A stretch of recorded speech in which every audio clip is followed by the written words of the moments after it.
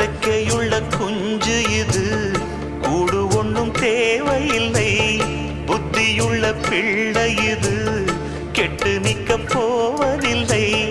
தாயொருத்தி இருந்தா ஒரு தந்தை உண்டு கேளம்மா.